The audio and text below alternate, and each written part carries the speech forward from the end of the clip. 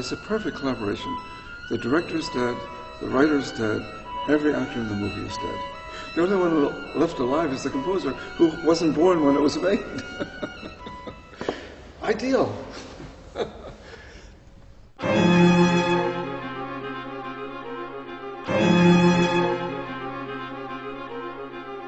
I am Dracula.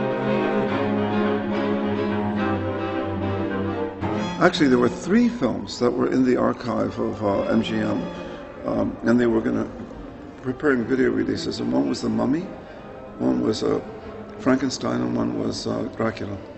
And they sent me the 3, and they said, well, pick one. And I looked at the 3, and I said, I'll do all 3, of course. And they said, no, you have to pick one. I have to do Dracula then, because Bela Lugosi is such a beautiful image. There are places in the film where his face takes up the whole screen. It's really shot in a very cinematic, visual way, more than the others. The early film scores borrowed from the classics, like that. When they were trying to make a style of film composing, and so when I wanted to indicate the period of the film.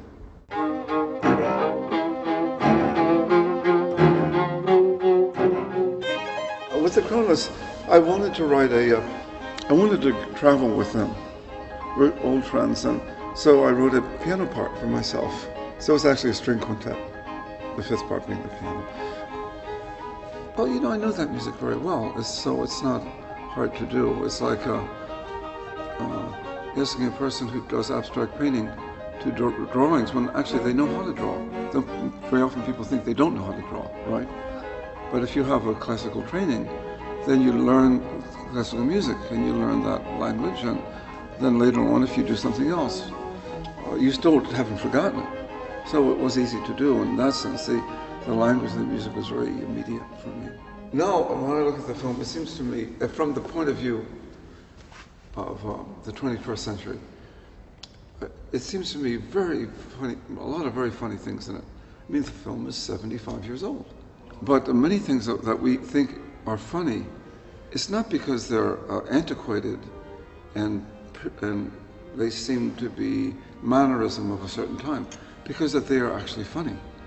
I mean, they were jokes then and they're jokes now. And when people hear it 75 years later, they still laugh. So I get the impression that Todd Browning, who was the director, knew very well that there were funny things in Dracula, and he plays for them. I feel like he gave permission to do that, so I do it.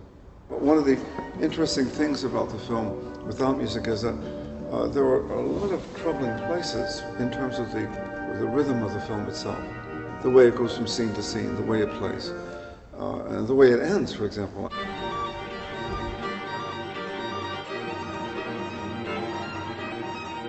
It looked to me, when it came to the end of the film, that they more or less had run out of money. It was almost over, but not quite. And suddenly the last 3 or 4 minutes of the film, the action accelerates very rapidly, and before the film is over, you hear the church bell, that's it, boom, done. But what happens when you watch it without music, the audience doesn't even know it's over. It just happened too quickly. So what I did is I took the overture and I made an epilogue, and I wrote the overture, I wrote the music. So when the end comes, you hear the beginning of the piece again, and almost always the audience will applaud.